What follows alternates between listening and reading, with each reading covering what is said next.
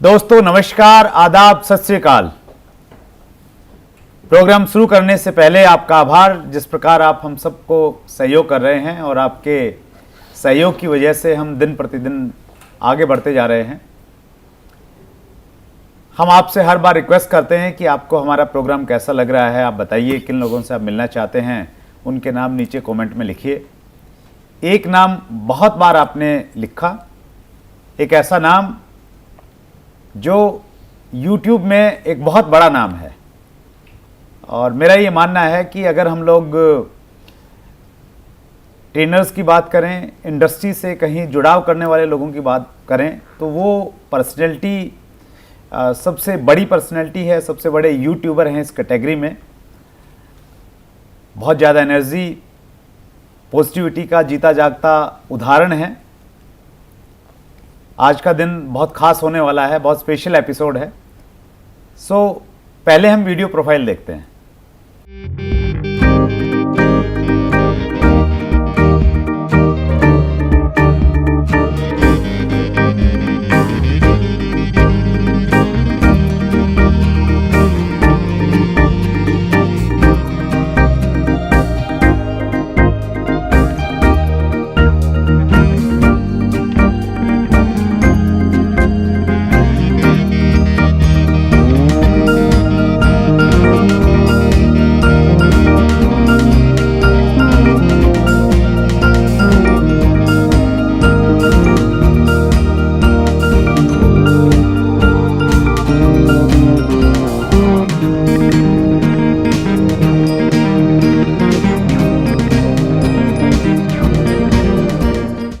जैसा आपने देखा, आज हमारे मेहमान हैं श्री टी.एस. मदान साहब। मदान साहब, चैट विद सुरेंद्र वत्स में आपका स्वागत है। Thank you very much Surendra ji. मैं अपनी बात शुरू करने से पहले एक बार ये कहना चाहूँगा कि आपकी जो सोच है, जो आपका विज़न है कि किस तरह से आपने पूरी इंडस्ट्री को एक करने के लिए सोचा। आज तो कंपटीशन का ज़माना है और आप सोच रहे हो कि हर किसी की हेल्प करनी, ये सिर्फ विज़न नहीं है, ये महानता है, और मैं इस महानता को सैल्यूट करता हूँ। Thank you. बहुत तरक्की करोगे, मेरा आशीर्वाद आपके साथ है। Thank you so much sir. ये कहीं ना कहीं आप जैसे जो सक्सेसफुल लोग हैं, जिन्होंने इतनी अच्छी वीडियो दी हैं, किसी न किसी माध्यम से ज्ञान दिया, शायद सर उसका परिणाम है कि हम लोग ये प्रयास कर रहे हैं और आप जैसे लोगों का आशीर्वाद मिल रहा है, तो हम लोग आगे बढ़ रहे हैं सर। Great of you. 1 जनवरी 2019 को जब हमने शुरुआत किया था जी, तो हमने सोचा नहीं था कि 7 मिलियन से ज़्यादा जिनके सब्सक्राइबर्स हैं, टी.एस. मदान साहब हमारे मेहमान होंगे। आपने यहाँ पे आके सर हमारे चैनल की शान शौकत को बढ़ा दिया सर। थैंक यू सुरेंद्र जी। कुछ ऐसा भी है कि जिनके नाम के पीछे इंद्र लगा होता है ना, अच्छा। वो महान होते हैं। और उसके पीछे एक और बात बोल रहा हूँ, क्योंकि टी.एस. मदान तरविंद्र है, तो सुरेंद्र और तरविंद्र इकट्ठे बैठ गए आज। Thank you so much. बहुत अच्छा कॉम्बिनेशन और रिलेशन बनाया है सर आपने। सर आपकी बहुत सारी वीडियोज़ हैं सर, आपने हर चीज़ पे बहुत खुल के बातचीत की। आपने स्पोकन इंग्लिश पे बोला, आपने मेंटल हेल्थ पे बोला, आपने पर्सनालिटी डेवलपमेंट पे बोला, लेकिन बहुत कम लोग हैं जो शायद आपकी बैकग्राउंड, आपका जो संघर्ष है वो नहीं जानते हैं। तो हमारे व्यूवर्स को अपनी बैकग्राउंड के बारे में थोड़ा बताइए प्लीज़। सुरेंद्र जी, मेरी लाइफ तो एक मिडिल क्लास फैमिली में ही पैदा हुआ हूँ। एक नॉर्मल लाइफ थी, राइट, ठीक ठीक लाइफ थी। कोई हम ये भी नहीं कह सकते अमीर थे, या ये भी नहीं कह सकते कि गरीब थे। एक एवरेज अमृतसर में रहने वाली फैमिली। लेकिन मेरी फैमिली की गलती क्या हुई कि उन्होंने मुझे जो प्राइमरी क्लासेस थी वो कॉन्वेंट स्कूल में भेज दिया। अच्छा। हमारी फैमिली वो अफोर्ड नहीं करती थी, मुझे भेज दिया। अब जो बाकी के मेरे क्लास फेलोज थे, उनके टिफ़िन घर से आते थे। अच्छा। उनको छोड़ने के लिए ड्राइवर आते थे और मैं रिक्शा में जाता था और एक डिब्बे में रोटी बांध के लेके जाता था। तो दिमाग में उनको देख के जो पिक्चर आई कि यार ऐसी फैमिली में हम क्यों नहीं गए। अच्छा। तो मुझे वहां पर एक एम्बिशन जागनी शुरू हुई। वहां से मैं एम्बिशियस बना कि हमने ऐसा जाना है। तो परिवार ने उस स्कूल से उठा के एक ऑर्डिनरी स्कूल में भेज दिया कि बच्चा बिगड़ रहा है। अच्छा। तो बच्चा बिगड़ने की जगह बच्चा एम्बिशियस हो गया। तो जब एम्बिशियस हुए तो एक चीज़ सुरेंद्र जी आप समझते हैं कि हम अकेले कामयाब नहीं हो सकते। हम कामयाब तभी हो सकते हैं अगर हमारे आसपास के लोग भी कामयाब हैं। तो मुझे कामयाबी चाहिए थी, तो मुझे कुछ ऐसा सब्जेक्ट चाहिए था जहां पर मैं लोगों की लाइफ में भी वैल्यू ऐड कर सकूं। मेरे फादर की इंडस्ट्री थी ओके। और मेरा बिजनेस में इंटरेस्ट नहीं था, मेरा इंटरेस्ट था समाज सेवा में, लोगों की लाइफ में वैल्यू ऐड करने का। तो मैंने फादर से कह दिया कि मैं आपके बिजनेस को ज्वाइन नहीं करूंगा। अच्छा। सो बहुत बड़ी इंडस्ट्री है, आज भी चल रही है, पूरे इंडिया में 3 यूनिट्स हैं, उड़ीसा में है, कोलकाता में है, अच्छा। अमृतसर में है। किस चीज़ का? हम केमिकल्स बनाते अच्छा, हैं। केमिकल्स में। हाँ, ओके, राइट। लेकिन मैंने उनको ज्वाइन नहीं किया। तो मैं ऐसा फील्ड ढूंढते ढूंढते मोटिवेशनल स्पीकिंग में आ गया। तो मोटिवेशनल स्पीकिंग को एज ए प्रोफेशन जब आपने चुना, तो वो कौन सा टाइम रहा सर, क्या सन था वो? 1980 1980। अच्छा, ओके। 1980 में जब मैं तकरीबन 22 साल का था। ओके। तो अच्छा। हाँ, तो आज 61 62 हो गया हूँ, यानी 40 साल पहले मैं जब इस प्रोफेशन में आया हूँ, 22 साल का था, तो मैंने अपनी एज को रोक भी दिया था। अच्छा। तो आज भी मैं महसूस करता हूँ कि 22 साल का हूँ। अच्छा, ओके। वैसा ही खाता हूँ, वैसा ही पहनता हूँ, वैसा ही बोलता हूँ, वही मेरा स्टाइल है। एनर्जी का लेवल आपका वही है। मैं चेंज करने की कोशिश नहीं कर रहा हूँ। तो जब मैं इस प्रोफेशन में आया एट द एज ऑफ 22, मुझे मोटिवेशन के स्पेलिंग नहीं आते थे। अच्छा, ओके। और लोगों को भी नहीं आते थे। हाँ। मैं स्कूल्स में जाता था, कॉलेजेस में जाता था, अपना विजिटिंग कार्ड भेजता था, ओके। और मेरा विजिटिंग कार्ड वापस आ जाता था अच्छा, कि ओके। बच्चों के पास इन एक्टिविटीज के लिए टाइम नहीं है। अच्छा, 1980 की बात है। हाँ, तो मैं सोचता था कि मैं एक सेल्समैन हूँ, मैं कुछ भी बेच सकता हूँ, मैं फर्नीचर बेच सकता हूँ, मैं पेंट बेच सकता हूँ, मैं किताबें बेच सकता हूँ, मैं पिकनिक बेच सकता हूँ, पर मैं पर्सनैलिटी डेवलपमेंट के ट्रेनिंग प्रोग्राम नहीं बेच सकता हूँ। अच्छा। क्योंकि अवेयरनेस ही नहीं है, हाँ। कोई समझता नहीं था। तो जो शुरू का मेरा टाइम था, कॉर्पोरेट कल्चर था नहीं इंडिया में, अभी कंपनीज तो आई नहीं थी, एमएनसी आई नहीं थी, ग्लोबलाइजेशन हुई नहीं थी। राइट। तो शुरू का टाइम मैं स्कूल्स एंड कॉलेजेस में प्रोग्राम करने जाता था। अच्छा। और सुरेंद्र जी, आप हैरान होंगे कि अपना ही सेशन देने के लिए मैं ही उनको पैसे देता था। अच्छा, ओके। कि मेरे से पैसे ले लो, हाँ, मुझे बच्चों को कुछ बोलने दो। अच्छा। तो स्कूल वाले डोनेशन ले लेते थे, कभी कुछ भी ले लेना। उस टाइम में कुछ साल हमें यही कुछ करना पड़ा। यानी इसको हम प्रोफेशन कह सकते हैं। प्रोफेशन तो था ही नहीं, क्योंकि मॉनेटरी गेन तो था ही नहीं, जेब से पैसे देने पड़ते थे। ओके। लेकिन जब जुनून होता है ना सिर के ऊपर, उस समय कुछ दिखाई नहीं देता, बस सिर्फ शौक दिखाई देता है। तो जब अब बच्चों को सिखाते थे, इतना ही सिखा दिया कि बेटा अपने फादर को नमस्ते बोल के आना, तो इतना ही कहने से मुझे लगता था जैसे मुझे करोड़ रुपया मिल गया है।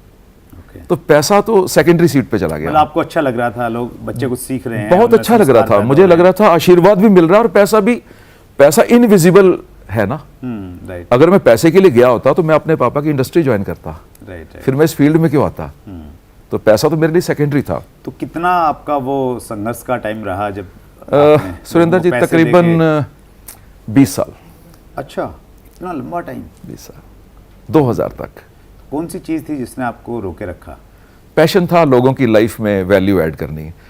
ये चीज़ मेरे फादर से चली है, रादर मेरे ग्रैंडफादर से चली है। अच्छा। आपको शायद इन्फॉर्मेशन होगी कि पूरे इंडिया में sir, Amritsar is the only city जहां पर फायर ब्रिगेड्स एक प्राइवेट एनजीओ रन करता है। अच्छा, आज भी? आज भी। अच्छा। बाकी हर जगह पर कारपोरेशन रन करती है, अमृतसर में कारपोरेशन भी करती है एंड एनजीओ भी करता है। अच्छा। एनजीओ के अपने फायर ब्रिगेड्स हैं, अपने फायर इंजन हैं, और मेरे दादाजी, मेरे ग्रैंडफादर उसके फाउंडर थे। अच्छा। और ये समझ लो कि मेरी जीन्स में वहां से आ गया कि समाज को कुछ देना है। वंडरफुल। तो मुझे लगा कि कोई एम्बुलेंस दे रहा है, कोई फायर इंजन दे रहा है, कोई मंदिर बना रहा है, कोई गुरुद्वारे बना रहा है, तो क्यों ना मैं कुछ ऐसा कुछ दूं जो लोग नहीं दे रहे। तो फिर आप एज ए ट्रेनर आपने काम करना स्टार्ट किया। यस। और मेरे ख्याल से यूट्यूब का जो आपका एक्सपीरियंस है, तजर्बा है, तो ये कैसे दिमाग में आया? क्योंकि आपने 10 साल पहले आप यूट्यूब में आए, तो जब तो यूट्यूब को कोई जानता ही नहीं था, तो वो क्या विज़न था कि भाई चलो अब ये जो जरिया, ये जो माध्यम है, इसको चुना जाए? सुरेंद्र जी, बहुत क्लियर है कि भगवान की मेरे ऊपर कृपा है, जिसको आप स्ट्रेंथ भी कह सकते हैं एंड वीकनेस भी है। मुझे आने वाले 10 साल बाद का दिखाई देता है। अच्छा, आगे क्या होने वाला? हाँ, मुझे आइडिया हो जाता है, और उसका फायदा ये है कि जो 10 साल के बाद काम चलना है उसको मैं शुरू कर देता हूँ। अच्छा। और उसका नुकसान ये है कि जो 10 साल के बाद काम बंद होना है उसे पहले ही बंद कर देता हूँ। अच्छा, ओके। तो मुझे दिखाई दिया कि टेक्नोलॉजी शुरू हो गई है। आने वाले टाइम में लोगों के पास सेमिनार्स अटेंड करने के लिए टाइम नहीं होगा, लोग घर से निकल नहीं पाएंगे, हर कोई कहीं ना कहीं लैपटॉप या मोबाइल फोन पे स्टिक करेगा। तो अगर 10 साल के बाद ये होने वाला है, तो जो इसमें पहले घुस जाएगा वही लीड लेगा। वंडरफुल। तो हमने शुरू कर दिया, और वो ऐसा टाइम था कि जितने भी मेरे रिलेटिव्स या दूसरे ट्रेनर्स थे, वो यही कह रहे कि आप गलती कर रहे हो। अच्छा। क्योंकि YouTube का मतलब था इंग्लिश। देखने वाले भी इंग्लिश वाले हैं और जो परफॉर्म कर रहे हैं, जिनकी वीडियोस हैं वो भी इंग्लिश, और खासकर मोटिवेशन वीडियोस तो टोटली इंग्लिश में थी। उस समय गूगल सर्च पे कॉमेडी का कीवर्ड, म्यूजिक का कीवर्ड, एंटरटेनमेंट का कीवर्ड 10 लाख टाइम सर्च होता था। अच्छा। और मोटिवेशन का कीवर्ड सिर्फ 12,000 टाइम सर्च होता था। अच्छा। तो हम उस सब्जेक्ट में थे जो सर्च नहीं होता। हाँ। लेकिन हमें पता था कि 10 साल के बाद अपनी लॉटरी निकलने वाली है। शुरू कर दिया, रेजिस्टेंस मिली, लोगों से भी रेजिस्टेंस मिली, अल्टीमेटली आज हम लीड करते करते पहुंच गए। 1-2 साल का जो आपका तजुर्बा रहा जब आपने यूट्यूब चैनल स्टार्ट किया, तो वो क्या था, मतलब रिस्पॉन्स मिला पहले 1-2 साल में? रिस्पॉन्स कम मिला, लेकिन मैं देख रहा था ना कि आने वाले साल 4-5 साल के बाद जहां पहुंचने वाले हैं, मुझे वो दिखाई दे रहा था ना। बाकी तो रास्ता था, तो रास्ता जैसा भी है वो तो जर्नी है ना। तो मुझे मंजिल दिखाई दे रही थी, पहुंचना कहां पर है, उसी मंजिल के लिए काम कर रहे थे हम। बहुत बढ़िया सर। सर आपने ज़िंदगी में बहुत सारा तजर्बा रहा, एज ए ट्रेनर आपने काम किया, और जैसे मैंने आपके बारे में जाना, आपने बहुत सारी डायरेक्ट सेलिंग कंपनियों को ट्रेनिंग दी। जी। जब इतने सालों से ट्रेनिंग दे रहे थे, उस समय आप डायरेक्ट सेलिंग में नहीं आए। हाँ जी। और अभी आपने, जब लोग रिटायरमेंट होने की सोचते हैं 60 साल के बाद में, तब आपने एक नई पारी की शुरुआत की कि डायरेक्ट सेलिंग में एज ए डायरेक्ट सेलर मैंने काम करना है। जी। तो वो ऐसी कौन सी चीज़ थी कि अभी आपको लगा कि अभी मुझे करना भी टाइम आ गया मेरे लिए? सुरेंद्र जी, आप इस बात को बड़े आसानी से समझ पाओगे क्योंकि आप पुराने खिलाड़ी हो इस इंडस्ट्री के। प्लीज़। और सिर्फ खिलाड़ी नहीं हो, दिग्गज खिलाड़ी हो। Thank you sir. और अब अच्छे अच्छे खिलाड़ियों को अपने प्लेटफॉर्म पे लेके भी आ रहे हो। सर, जब मैं ट्रेनिंग देता था तो मुझे ये बिजनेस अच्छा नहीं लगता था। अच्छा। लेकिन मैंने कभी सेल्स की ट्रेनिंग नहीं दी है, मैंने बिजनेस की ट्रेनिंग नहीं दी है। मैं ट्रेनिंग देता था लाइफ स्किल्स, कि आपके दुख कैसे मैनेज हो सकते हैं, आपकी कम्युनिकेशन स्किल्स कैसे इंप्रूव कर सकती हैं, आपके ह्यूमन रिलेशंस कैसे इंप्रूव कर सकते हैं। तो अगर ये सारा कुछ आपको आता है तो बिजनेस हो जाएगा। लेकिन ये बिजनेस मुझे अच्छा नहीं लगता था। उसका रीजन आप समझ पाओगे, क्योंकि उस समय ये बिजनेस ना लीगल था ना इलीगल था। राइट। मेन कारण तो था कि मुझे पता ही नहीं था कि लीगल है या इलीगल है। या तो कह दो इलीगल है या कह दो लीगल है। तो बीच में बिजनेस लटका हुआ था। और मैं उस हालात में डरता रहा कि ऐसा ना हो कि मैं ऐसे बिजनेस में चला जाऊं जहां पर मेरा ब्रांड खराब हो जाए।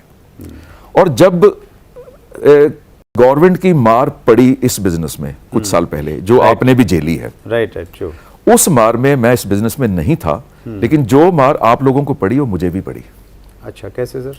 कुछ लोगों को तब जेल में जाना पड़ा, कुछ लोगों को। राइट। मैं इस बिजनेस में नहीं था लेकिन मुझे भी जाना पड़ा। अच्छा, क्यों सर? मुझे भी 28 दिन रहना पड़ा, क्योंकि मैं एक कंपनी का सेमिनार ले रहा था और वहां पुलिस पकड़ने आ गई कंपनी के मालिकों को। अच्छा। और मैं सेमिनार ले रहा था, यानी 2 शादी हो रही है, लड़के वाले आए, लड़की वाले आए, और मैं बीच में गाना बजाने वाला हूं और मैं पकड़ा गया। और तब मुझे महसूस हुआ कि अब ये जो कुर्बानी दी है ना, राइट, इसको कहीं ना कहीं लेके जाना है। मैं इस बिजनेस में नहीं हूं, तब भी मुझे कुर्बानी देनी पड़ गई, प्राइस पे करनी पड़ गई। तो उस समय मैंने सोच लिया कि कहीं ना कहीं इस बिजनेस में जाना है।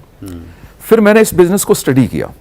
अच्छा सर। सुरेंद्र जी, ये बिजनेस तकरीबन इंडिया में 20-22 साल पहले आया है। हाँ, 1990s के बाद स्टार्ट हुआ सर। मेरे पास भी लोग आए थे उस समय कि यहाँ पर आ जाओ। मैंने कहा जी मैं ट्रेनिंग दे दूंगा लेकिन मैंने काम नहीं करना है। आज आप महसूस करते होंगे कि 22 साल पहले जो काम करने का तरीका था लोगों का, आज भी वही तरीका है। सही कह रहे हैं सर आप। जबकि टेक्नोलॉजी बदल गई, लोगों की प्रायोरिटीज बदल गई हैं, लोगों के पास टाइम की शॉर्टेज है, लोगों के पास और भी काम है, लेकिन इस इंडस्ट्री ने अपने तरीके को नहीं बदला है काम करने का। आज भी वैसी ही मीटिंग्स हैं, वैसे ही सेमिनार्स हैं, वैसे ही सेशन हैं और वही बातें की जा रही हैं। तो मैंने यहाँ पर थोड़ा रिसर्च करनी शुरू की कि यहाँ चेंज क्यों नहीं आ रहा। अच्छा। और अगर चेंज आ जाए तो ये इंडस्ट्री कहाँ जा सकती है। उस रिसर्च में अभी भी मैं सीखने की कगार पे ही हूँ, लेकिन मैं काफी हद तक समझ गया हूँ कि क्या क्या चेंजेस इस बिजनेस में आए और ये बिजनेस लोगों के लिए सबसे ज्यादा प्रिय बन जाए, सबसे ज्यादा लोग इसमें आ पाए। तो जब मुझे वो आइडिया मिला है तो सबसे पहले मैं तो खेलूं। सही है। अगर मैं खेलूंगा तभी लोगों को खिला पाऊंगा। Yes, true. तो वो सोच के मैं इस बिजनेस में आया और अब मैं एक ऐसा ट्रेनिंग प्रोग्राम भी बना रहा हूं। आपको देख के मैंने सोचा है कि मैं भी डायरेक्ट सेलिंग इंडस्ट्री की सेवा करूंगा। बहुत बढ़िया सर, पूरी उम्र निकाल दी है, पैसे की भगवान ने जो चाहिए था 10% ज्यादा ही दिया है। जी जी जी, जितना नाम चाहिए था उससे भी 10% ज्यादा दिया है, बिल्कुल सही जितनी इज्जत चाहिए थी उससे 10% ज्यादा दी है। जी जी जी, तो अब आपको देख के लग रहा है कि अब सेवा की जाए। जी सर, जो चेंजेस मैं सोच रहा हूँ वो चेंजेस जिस दिन आ गए उस दिन एक नया एक मंजिल नहीं मिलेगी, और जो नए लोग हैं सर, आप लोग तो कमा रहे हो, आप लोग पुराने लोग कर रहे हो, नए लोगों को भी जगह चाहिए इसमें, उन लोगों को जगह मिलेगी। बहुत बढ़िया सर। हमारे साथ में बहुत सारे सर यंगस्टर्स हैं जी, बहुत सारे जो क्वेश्चंस आते हैं हमारे पास में वो स्टूडेंट्स के आते हैं। हाँ हाँ, और स्टूडेंट्स बड़ा भ्रमित रहता है, वो क्या करे, कहीं ना कहीं उसके पेरेंट्स उसको एक ये चाहते हैं कि भाई वो अच्छी सी नौकरी कर ले, कोई बढ़िया कंपनी में काम मिल जाए उसको, और वो कहीं ना कहीं का डायरेक्ट सेलिंग से जुड़ता है, इसकी वो गहराई जानता है तो वो इसे करना चाहता है। तो आपका पेरेंट्स से और उन डायरेक्ट सेलर से जो अभी स्टूडेंट हैं और इस बिज़नेस को कर रहे हैं, उन दोनों का आपका क्या संदेश रहेगा सर? सुरेंद्र जी बहुत क्लियर है। आप मुझे देखिए, सफ़ेद दाढ़ी हो गई, 61 की एज हो गई, इस बिज़नेस में आया हूँ। 40 साल से एक ब्रांड बनाया है TS मदान। जो अगर मुझे थोड़ा सा भी रिस्क लगता है इस बिज़नेस में तो मैं किसी भी हालत में इस काम में नहीं आता, इस एज में नहीं आते पर्टिकुलर, बिल्कुल नहीं आता। इस ब्रांड को बनने के बाद अगर मैं इस बिजनेस में आया हूं तो एक संदेश तो क्लियर है कि बिजनेस में दम है। बहुत बढ़िया सर।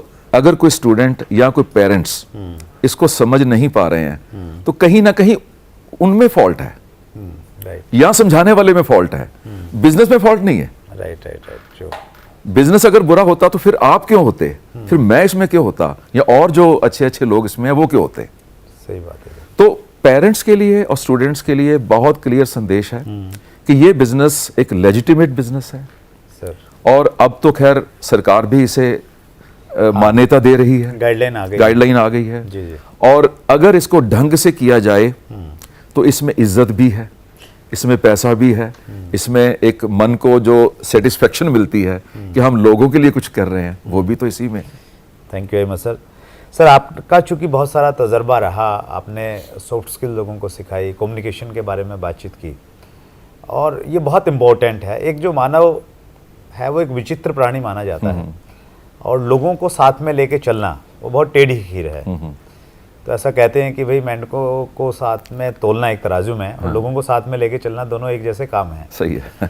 तो ये जो ह्यूमन बिहेवियर है, क्या ये इतना जटिल है, इसे समझा जाए, सीखा जाए, और जो टिपिकल लोग होते हैं हमारी ज़िंदगी में तो उनको कैसे साथ में लेके आगे बढ़ा जाए? नहीं, जटिल तो बिल्कुल नहीं है। अच्छा, नहीं है, बहुत सिंपल है। ओके।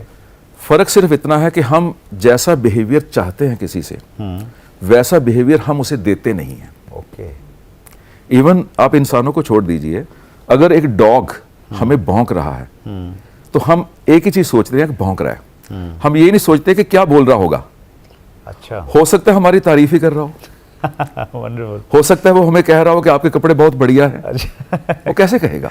ब्यूटीफुल। भौंक के कहेगा ना, उसकी लैंग्वेज है।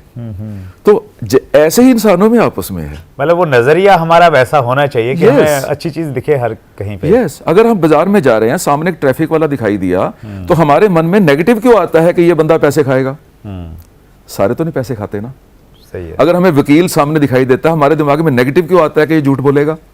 सभी वकील झूठ तो नहीं बोलते। तो मैं तो एक जानवर की एग्जांपल ले रहा हूं। ऐसे इंसान सारे अच्छे होते हैं, हम पहले ही एक इमेज बना लेते हैं कि ये बुरा है। जब हम इमेज बना लेते हैं बुरा है तो हम उसके साथ वैसा ही बिहेव करना शुरू कर देते हैं, वैसा ही ट्रीट करना शुरू कर देते हैं, और जैसा हम ट्रीट करते हैं वैसा वो हमें ट्रीट करना शुरू कर देता है। जब हम उसे नेगेटिव नजरों से देख रहे हैं तो डेफिनेटली उसकी भी नजरें नेगेटिव होंगी। अगर मैं आपको जी कहूंगा तो आपका जवाब जी में ही आएगा। तो इतना सिंपल को हम कॉम्प्लिकेटेड कर चुके हैं। मतलब हमें ये समझना है बहुत सिंपल कि सामने वाले से हम जैसा व्यवहार चाहते हैं वैसा व्यवहार हमें करना है, जैसा रिस्पॉन्स उससे चाहते हैं वैसा रिस्पॉन्स हमें उसको देना है। तो फिर बहुत आसान है। इन्वेस्टमेंट है, जो मैंने आपको दिया है वही वापस मिलना है विद इंटरेस्ट। अच्छा, मिलना विद इंटरेस्ट है। मैंने आपको पैसा दे दिया, विद इंटरेस्ट वापस आएगा। मैंने मुस्कान दे दी, विद इंटरेस्ट वापस आएगी। मैंने इज्जत दे दी, विद इंटरेस्ट वापस आएगी। और कई चीजों के ऊपर रेट ऑफ इंटरेस्ट बहुत ज्यादा है। अच्छा, मैंने आपको गाली दे दी, 4 गुना होकर उसी समय वापस आ जाएगी। अच्छा, ओके। तो जो मैं आपसे लेना चाहता हूं वही मुझे देना पड़ेगा। बहुत बढ़िया सर, ग्रेट। सर आप एक सब्जेक्ट को और टच करते हैं अपनी वीडियोस में, वो है इमोशंस। या इमोशंस की लाइफ में क्या इंपॉर्टेंस है? इमोशंस एक्चुअली दो तरह की हैं, एक पॉजिटिव है, एक नेगेटिव है। राइट। पॉजिटिव इमोशंस हमारी लाइफ को आगे बढ़ने में सपोर्ट करती हैं और नेगेटिव इमोशंस ऑब्स्टिकल हैं। नेगेटिव इमोशंस में जो सबसे ज्यादा तंग करती हैं वो है एंगर, गुस्सा, अच्छा, ग्रीफ, दुख, फ्रस्ट्रेशन, बोर्डम, स्ट्रेस। राइट। ये सारी नेगेटिव इमोशंस ऑब्स्टिकल हैं, इंसान को आगे नहीं निकलने दे सकती, लेकिन ये रहेंगी। अच्छा, ये रहेंगी जिस खत्म तरह नहीं किया जा सकता? खत्म नहीं किया जा सकता क्योंकि Minimize इसकी कर सकते रिक्वायरमेंट है। अच्छा, रिक्वायरमेंट है इसकी? इसकी रिक्वायरमेंट है। ओके। एंगर नेगेटिव इमोशन है। आपका बच्चा अगर सही काम नहीं कर रहा तो आपके पास क्या तरीका है उसको सुधारने का? एक इमोशन है एंगर, दूसरी इमोशन है जॉय, तीसरी इमोशन है मुस्कान। ठीक है, तो अगर वो प्यार से नहीं समझ रहा और आप गुस्सा करना नहीं चाहते तो नुकसान तो बच्चे का कर रहे हो ना। अगर महात्मा गांधी जी को एंगर ना आया होता जब ट्रेन से बाहर फेंका गया था सही है तो इंडिया आजाद ना होता। क्या बात। फर्क सिर्फ इतना है कि इमोशन को यूज कहां करना है। ब्यूटीफुल। हमें एक रिमोट कंट्रोल मिला है भगवान की तरफ से, इनविजिबल, जो दिखाई नहीं देता, उसके ऊपर इमोशंस के बटन्स हैं। अच्छा। आप मुझे गाली दे रहे हो, मैं गुस्सा करूं या ना करूं वो मेरे हाथ में होना चाहिए, आपके हाथ में नहीं होना चाहिए। क्या बात है। क्योंकि रिमोट मेरे हाथ में है। नहीं, लेकिन वो सही है, कई बार होता है कि मेरे हाथ में तो है लेकिन वो कंट्रोल नहीं होता। तो ये तो सीखना है। अच्छा, ये सीख गए तो सब ठीक हो गया ना। कैसे, क्या टेक्निक है, क्या उसमें हम क्या करें उसमें? देखो, दो चीजें आती हैं सामने। सर। पहले तो आपको ये समझना है कि आपके हाथ में रिमोट है। अच्छा, ठीक है। अगर आपने ये समझ लिया कि रिमोट आपके हाथ में है तो आपके लिए आसान हो जाएगा। राइट। अब आप बाजार में जा रहे हो, आपकी गाड़ी में रिक्शा ठुक गया। अब रिक्शा ठुका है, लाइट टूट गई है। लाइट टूटने के बाद आप अपना रिमोट दबा के एंग्री हो जाओ या दूसरा बटन दबा के मुस्कान दे दो, ये आपके हाथ में है। अच्छा। लाइट टूट चुकी है, हाँ, वापस नहीं आने वो वापस नहीं आने वाली। अगर आपने एंगर वाला बटन दबा दिया तो उस समय रिक्शे वाले के साथ झगड़ा हो सकता है। हो सकता है वो आगे लड़ाई करने के लिए आए और दिल्ली में आपको पता है रोड रेज हो जाती है, कत्ल हो जाते हैं। शुरू कहां से हुआ था? वो इमोशन का, एंगर का बटन दबाया गया था। तो आसान नहीं है, उसको थैंक यू बोलो। जानबूझ के तोड़ी नहीं उसने ना, ठुक गया ना। और ये सोचे कि यार चलो, हाँ? एक ही टूटी है, दूसरी तो बच गई। अरे, जो उसके बाद नुकसान होने थे ना, वो लाइट नहीं टूटनी थी, उसके बाद आपको हार्ट बर्न्स मिलने थे, आपका ब्लड प्रेशर हाई होना था, अच्छा। लोगों ने आपका तमाशा देखना था, आपके 4 घंटे वेस्ट होने थे। वो बचाओ। वो लाइट 500 की, 1000 की, 5000 की होगी ना, खर्च देना। तो ये आपके हाथ में ही है। बच्चा गलत काम कर रहा है ना, डांट दो। अब डांटने के बाद दूसरा बटन दबा के उसके बाद प्यार भी शुरू कर दो ना। दूसरा बटन भूल गए, अब गुस्सा किया 3 दिन गुस्से में रहे। सर, आज के टाइम में जो हमारा युवा है वो बहुत पैशनेट भी है, कहीं ना कहीं ज़िंदगी में चीज़ों को चाहता है, और जब उसको निराशा मिलती है, कोई चीज़ उसको इच्छा है पाने की, वो नहीं मिलती, तो वो बहुत इमोशनल हो जाता है। और सुसाइड की घटनाएं जो हैं शायद इतनी कभी पहले नहीं होती थी जितनी आज बढ़ रही हैं। तो वो ऐसी कौन सी स्टेज होती है जब आदमी वहाँ तक पहुँच जाता है कि अब मैंने जीना नहीं है? और अगर कोई आदमी वैसे माइंड स्टेट में है, वो चल रहा है, वो थॉट्स आने लग गए हैं, तो उसे कैसे कंट्रोल करें? सुइसाइड तो बहुत लास्ट की स्टेज है, ये एक ही बार में नहीं आती है। इसके पीछे बहुत से फैक्टर्स एंड बहुत ड्यूरेशन है। ओके। कुछ फैक्टर्स ऐसे हैं जो समाज उसको दे रहा है, उसका परिवार उसको दे रहा है, उसको उसकी जो नेगेटिव साइड है उसको पकड़ रहा है। आपका बच्चा रिपोर्ट कार्ड लेके आया, फिजिक्स 90, केमिस्ट्री 90, मैथमेटिक्स 40। आपने शुरू किया कि बेटा physics 90 very good, chemistry 90 very good, mathematics 40 कोई बात नहीं बेटा, अगली बार ध्यान रखना। अब इसका उल्टा देख लीजिए, आपने नीचे से शुरू किया है, मैथमेटिक्स 40 तू कभी पढ़ेगा नहीं, तू बस बर्तन साफ करेगा, तू चाय वाली दुकान पे काम करेगा, डांटना शुरू कर दिया। और उसके बाद फिजिक्स केमिस्ट्री की आप भूल ही गए। अच्छा। कहीं अच्छे भी मार्क्स आए हैं। अब यहां पर समाज भी यही कर रहा है उसके साथ, ओके। उसका परिवार भी यही कर रहा है। जो उसकी फेलियर है उसी को देख के लोग उसको डांट रहे हैं, डिस्करेज कर रहे हैं, डीमोटिवेट कर रहे हैं। राइट। उसके पास और बहुत क्वालिटीज हैं, उसकी तारीफ तो की नहीं। राइट। हो सकता है वो पढ़ाई में अच्छा ना जाए, हो सकता है अच्छा सिंगर बन सकता हो सकता है अच्छा टेक्नीशियन बन सकता हो सकता है अच्छा डायरेक्ट सेलर बन सकता हो। तो सारे काम तो हैं। हम एक चीज पर उसको इतना डांट रहे हैं कि उसके दिमाग में जो नेगेटिव इमोशन है, जो फ्रस्ट्रेशन की, वो उभरनी शुरू हो गई। अल्टीमेटली उसे लगा कि मैं गलत हूं, अनजाने में हम उसका बुरा कर रहे हैं। हाँ, उसको ये लगना शुरू हो गया, उसमें हीन भावना आ गई जो उसके परिवार ने उसे दी।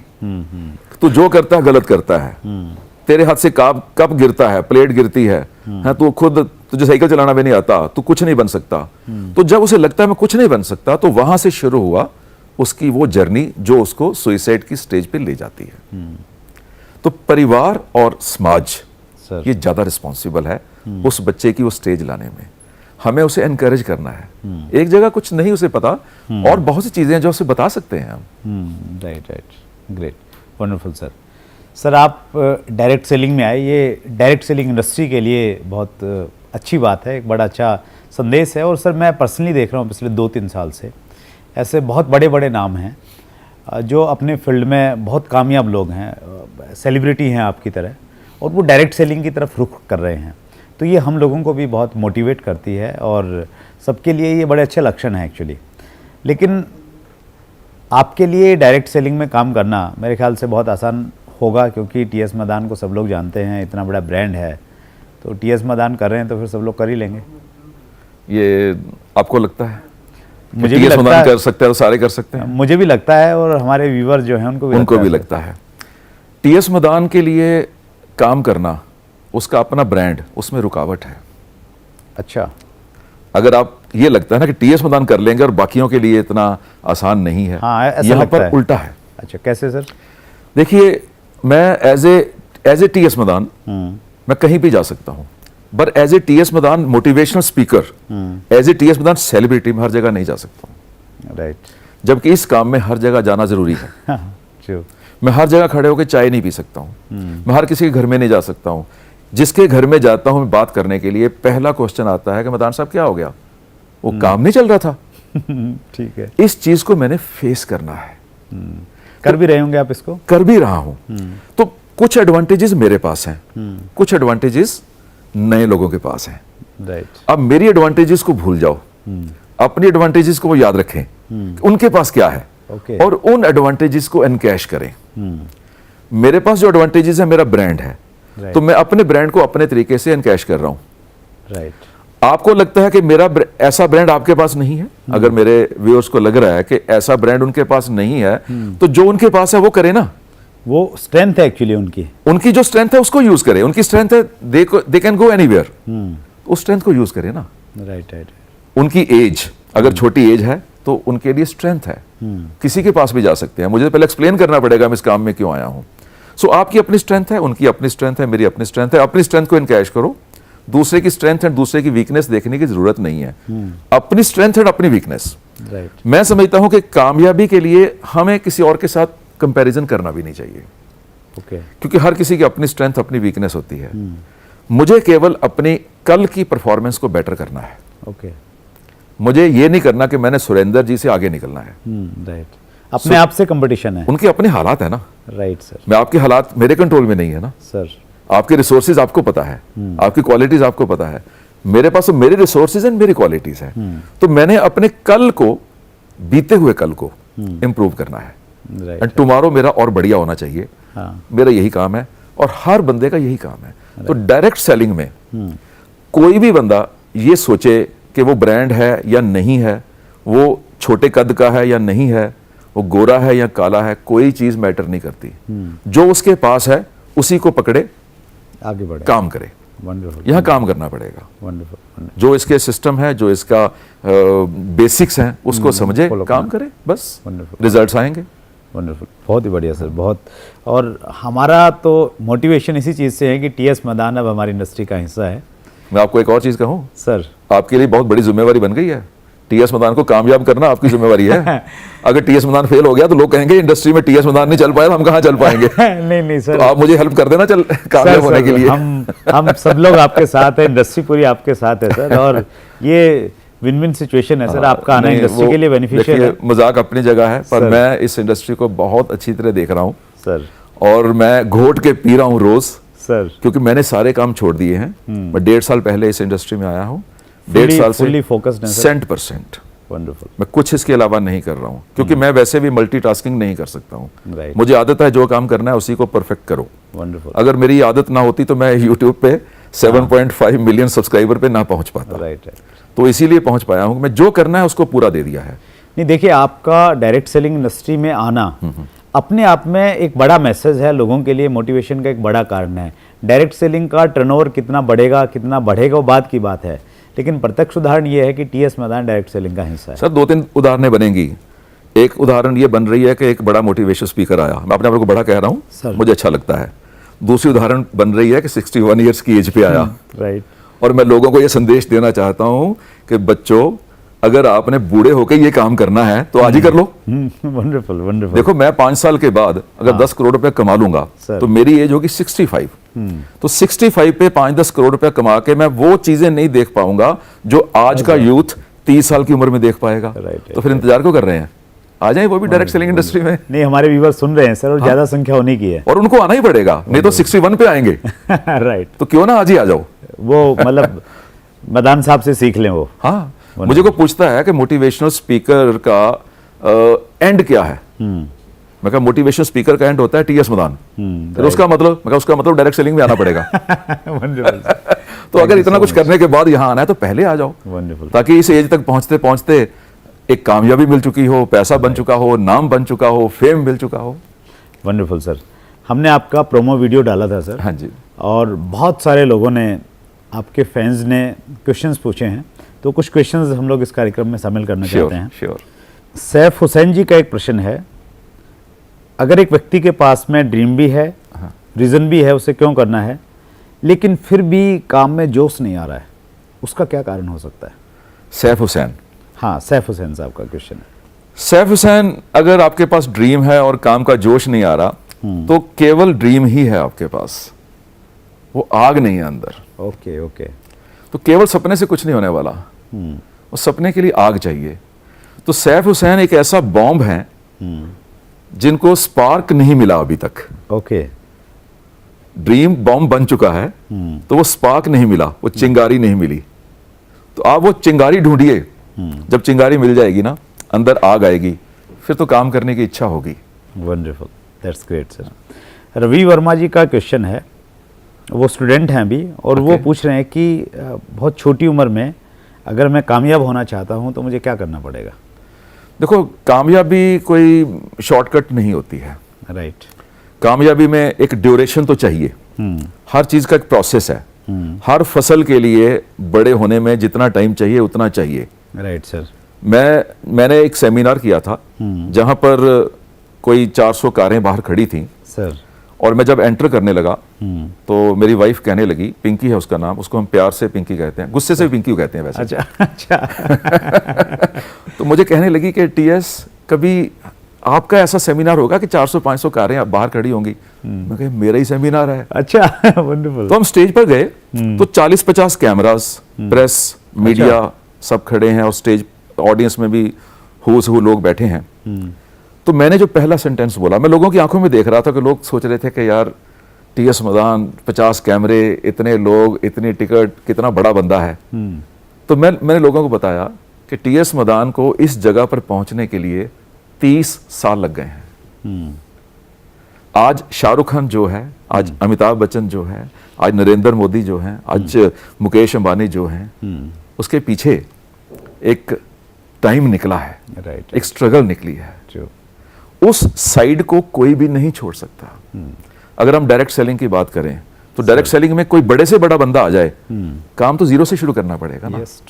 तो बिजनेस कोई भी हो, प्रोफेशन कोई भी हो, आपने जाना है एवरेस्ट की चोटी पे या आपने कमाने हैं 50 करोड़, स्टार्टिंग पॉइंट जीरो ही है। राइट। सीधा आप नहीं पहुंच पाओगे। अगर आप हेलीकॉप्टर लेके और एवरेस्ट की चोटी पर चले गए तो चोटी तो फतेह हो जाएगी कि लोग इज्जत नहीं करेंगे। तो मतलब वो कम एज में है, मेहनत करें, करनी पड़ेगी, मेहनत करके करनी पड़ेगी, जो चाहे वो मिल जाएगा। बिल्कुल मिल जाएगा। बिल्कुल सर। रवि दिमानिया जी का एक प्रश्न है सर, ये बहुत बड़े फैन हैं आपके। इन्होंने बोला है कि आपने 1986 में 752 पॉलिसीज़ करके LIC की आपने वर्ल्ड रिकॉर्ड बनाया था, और वो कह रहे हैं कि वो भी इंश्योरेंस सेक्टर में हैं। ओके। तो उनका मानना है कि इस समय देश में 24 इंश्योरेंस कंपनियां हैं, म्यूचुअल फंड हैं, दूसरे चैलेंजेस हैं, तो वो इंश्योरेंस सेक्टर में काम करना चाहते हैं, तो क्या करें? उनको लग रहा है बहुत ज़्यादा कंपटीशन हो गया है। हाँ, 762 पॉलिसीज़। अच्छा, 62, ओके। हाँ, ये 1986 में जब मैंने रिकॉर्ड बनाया है, उस समय इंश्योरेंस बेचना उतना ही मुश्किल था जितना आज मुश्किल है। अच्छा। आज 24 कंपनियां हैं, तब एक कंपनी थी, लेकिन कस्टमर्स उतने ही कम थे। हाँ, राइट। बात तो वही पहुंच गई। ठीक। आज 24 कंपनी 24 गुना काम कर रही हैं, तब काम भी तो एक ही गुना हो रहा था, तो उतना ही मुश्किल था। लेकिन मेरे मन में एक जज्बा था काम करने का। राइट। मुझे मजा आता है आगे बैठ के, और वही मजा रवि दमानिया जी को भी ये मजा आना चाहिए कि मैंने आगे बैठना है। जब आगे बैठने का आप सोचोगे तो रास्ते मिल जाएंगे। तो 762 पॉलिसी जो बिकी है, मेरी YouTube पे इसकी वीडियो है कि कैसे बिकी है। Okay, okay. तो आप जब इनको देखेंगे, इनको आइडिया मिलेगा इसके पीछे भी हुआ एक दिन में। कोई भी सक्सेस जो ओवरनाइट मिलती है, राइट, उसके पीछे 10 साल की स्ट्रगल होती है। Wonderful, wonderful. तो सुबह काम शुरू किया, शाम को 762 पॉलिसी बिक गई, लेकिन उसके पीछे 10 साल की स्ट्रगल थी।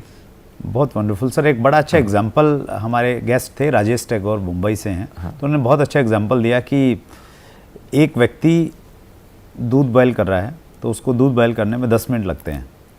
तो एक दूसरा व्यक्ति आता है और वो उसके पास भी दूध है, और वो दूध बॉयल करता है, और वो 1 मिनट में बॉयल हो जाता है। हाँ।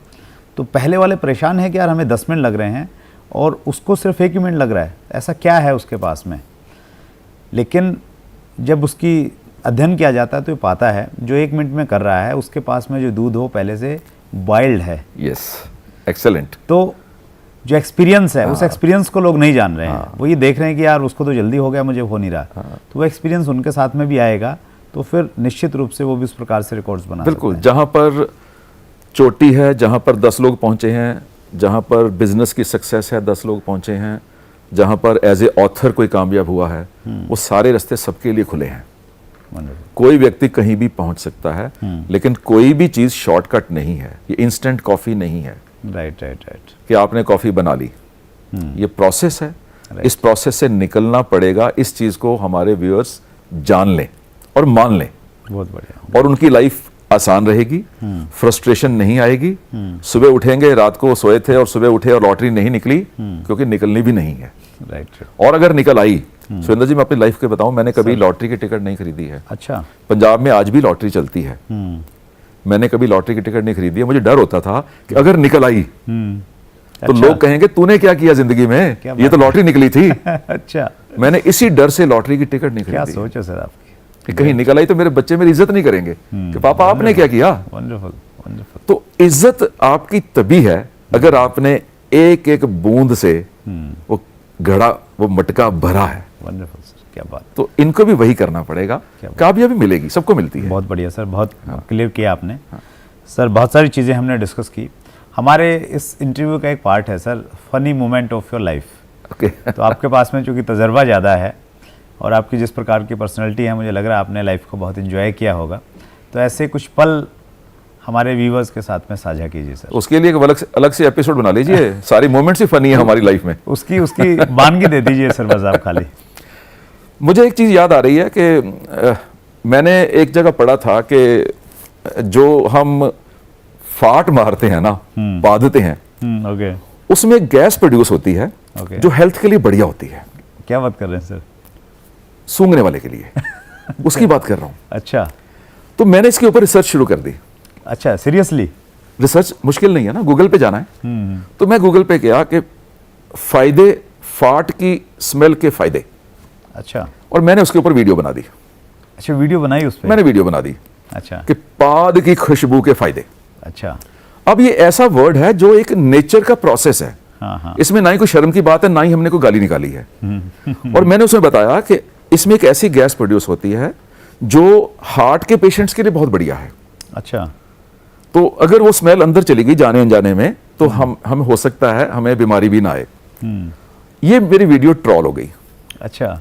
इसके नीचे जब लोगों ने कमेंट्स लिखने शुरू किए अच्छा तो हमें रोज 2 घंटे लगते थे पढ़ने में और हम पूरा परिवार हंसते थे। अच्छा लोगों ने लिखा कि हम, इसका मतलब है आगे से हॉस्पिटल में किसी की खबर लेने जाएं तो फूलों का गुलदस्ता लेके ना जाएं, वहां पर पाग छोड़ के आए। अच्छा तो ऐसे ऐसे लोगों ने कमेंट्स लिखे और लगातार कई दिन हमारा ये फनी मोमेंट बना रहा। अच्छा वंडरफुल वंडरफुल, ये एक नई खोज आपने दे दी सर लोगों को। इसकी मेरी वीडियो है और अच्छा। वाकई फायदे हैं। हम तो बुजुर्गों को गाली निकाल रहे हैं, वो तो हमारी हेल्थ अच्छी कर रहे हैं। अच्छा wonderful, that's great sir. Sir एक हमारा इसमें पार्ट है रैपिड फायर क्वेश्चंस। ओके, वो लास्ट पार्ट है। मैं कुछ क्वेश्चंस आपसे पूछूंगा, आपने फास्ट उनका रिप्लाई करना है सर। Your favourite book?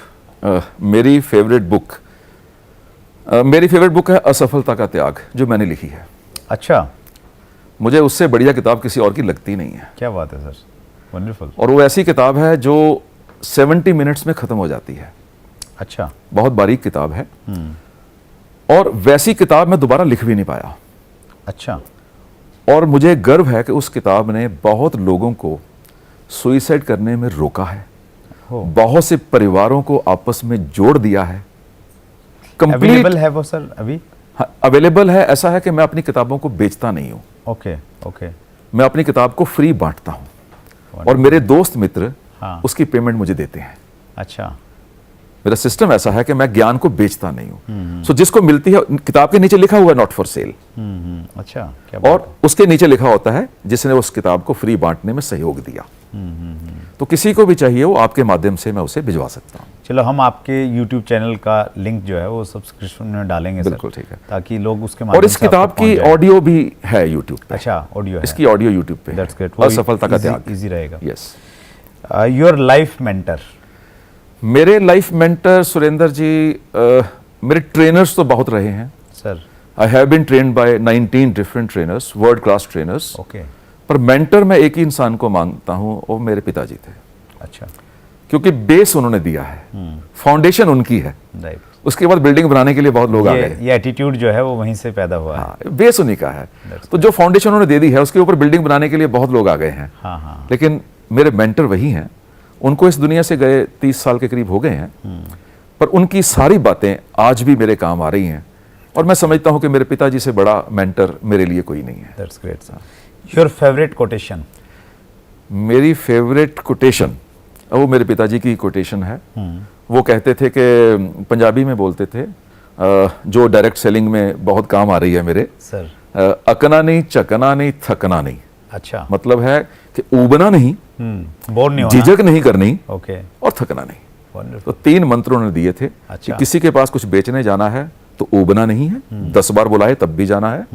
थकना नहीं है, 10 बार बुलाए तब भी जाना है। और झिझक नहीं रखनी है, 10 बार जाए तब भी झिझक नहीं रहनी चाहिए। ये मेरी फेवरेट कोटेशन है। Last question sir ji. Your favourite YouTube channel? YouTube channel मुझे 2 हैं मेरे फेवरेट सर। एक का नाम है TS मदान और दूसरे का नाम है chats with Surendra Vats. Thank you so much sir, thank you so much sir. नहीं, आपका जो चैनल है ना सर, वो मेरा बहुत फेवरेट चैनल है और बहुत सारे लोगों का फेवरेट है, इसलिए वहाँ पे शायद 74 लाख से ज़्यादा सब्सक्राइबर्स हैं। 74 लाख प्लस सब्सक्राइबर हैं। और कितना वीडियोस वहाँ पे कितना वॉच हुआ होगा सर? मेरा ख्याल है 90 करोड़ के करीब व्यूज हैं। वंडरफुल, और हम इंडिया में नंबर 6 हैं। अच्छा। और मजे की बात है कि मैं 10,000 जगह पर नरेंद्र मोदी जी से पीछे हूं और एक जगह पर नरेंद्र मोदी जी से आगे हूं, नंबर ऑफ सब्सक्राइबर्स। अच्छा, क्या मेरे सब्सक्राइबर्स प्रधानमंत्री जी से ज्यादा हैं, वंडरफुल, शाहरुख खान जी से ज्यादा हैं, अच्छा, कपिल शर्मा जी से ज्यादा हैं। ये बहुत बड़ी बात है सर अपने आप। और बड़ी बात मेरे लिए नहीं है, बड़ी बात हमारे कंट्री के लोगों के लिए है कि उन्होंने मोटिवेशन की वीडियोस देखनी शुरू की हैं। ये ग्रेटनेस उनकी है कि म्यूजिक सुनते सुनते, कॉमेडी देखते देखते, एंटरटेनमेंट देखते देखते वो सीरियस वीडियोस देखते हैं जहां पर कुछ, क्योंकि जो एजुकेशन वीडियोस होती हैं, जो लर्निंग वीडियोस होती हैं, वो बोर करती हैं। राइट, उसमें कोई मसाला नहीं है ना, कोई विलन नहीं है, कोई हीरो नहीं है, कोई म्यूजिक नहीं है, कोई पहाड़ नहीं है। तो वो तो सिंपल हम लेक्चर कर रहे हैं। राइट। और फिर भी 90 करोड़ लोग देखने आ गए। बहुत बढ़िया। और मेरी कुछ वीडियोस तो 1.5 करोड़ व्यूज कर गई हैं। तो 1.5 करोड़ वीडियो को देखने वाले लोग वो महान हैं। हमने तो बना दिया 1.5 करोड़ वीडियो। अब तो हम टिकटॉक पे भी उतना ही एक्टिव हैं। अच्छा। तो टिकटॉक पे भी लोग प्यार दे रहे हैं और 20 सेकंड की वीडियो हम दे रहे हैं। हाँ, हम 20 सेकंड में अपना संदेश देना है और ये हमारे लिए एक सीखना था कि टिकटॉक कहते हैं 20 सेकंड में संदेश दोगे, हम तो 3 घंटे बोलने वाले। हाँ, और 20 सेकंड में बोलना है। और आपका यूट्यूब चैनल, टिकटॉक का, ये जितने भी आपके लिंक है सर, हम लोग अपने डिस्क्रिप्शन में डालेंगे ताकि ज़्यादा से ज़्यादा लोग उनका लाभ उठा पाएँ। आपने सर बहुत अच्छी जानकारी दी, बहुत मज़ेदार आपका ये इंटरव्यू रहा। Thank you very much sir. Thank you ji, बहुत बहुत धन्यवाद। God bless you, God bless you. Thank you very much sir. ये थे श्री टी.एस. मदान साहब, बहुत बड़ा नाम, यूट्यूबर, सेलिब्रिटी, और अब मज़े की बात है, गर्व की बात है कि डायरेक्ट सेलिंग का हिस्सा हैं। आगे आप किनसे मिलना चाहते हैं, उनके नाम आप नीचे लिखिए कमेंट में जाके। मेरी आपसे यही रिक्वेस्ट कि आप अपनी कंपनी का नाम मत लिखिए, आपके प्लान के बारे में मत बताइए, ये प्रोग्राम कैसा लग रहा है उसके बारे में आप बातचीत कीजिए। और जिन लोगों के आप नाम लिख रहे हैं, हम प्रयास करते हैं कि उन सब लोगों को कार्यक्रम में शामिल किया जाए, लेकिन उनमें कुछ नाम तो बहुत बड़े हैं। बहुत बड़े नाम में प्रधानमंत्री मोदी का भी नाम आपने लिखा है और दूसरे बहुत सारे लोग हैं। सो हम लोग प्रयासरत हैं, उनको हम लोग लेके आएंगे। लेकिन कुछ नाम आप लिख रहे हैं, आप जिस कंपनी से जुड़े, जो हम किसी कंपनी से जुड़ते हैं तो हमें वो कंपनी बहुत अच्छी लगती है, हम इमोशनली उसके साथ में अटैच हो जाते हैं। लेकिन कहीं भी अगर ऐसा लगता है कि वो कंपनी गाइडलाइन का पालन नहीं कर रही है या दूसरे उसमें कुछ इश्यूज़ हैं, तो हम उन चीज़ों को चाहते हैं कि हम अपने चैनल पे उस प्रकार से प्रमोट न करें। तो वो एक हमारे पास में एक बाधा है उन लोगों को लाने के लिए, उन कंपनी के लीडर्स को लाने के लिए। तो उसके लिए हम लोग आपसे माफ़ी चाहते हैं और उम्मीद करते हैं कि आप इस बात की गहराई को समझेंगे।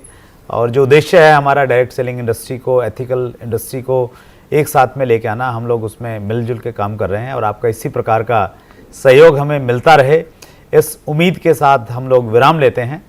और अगले मंगलवार रात्रि 8 बजे फिर और किसी नई शख्सियत के साथ में आपसे मुलाकात होगी। तब तक के लिए बहुत बहुत धन्यवाद। अपना ख्याल रखिएगा।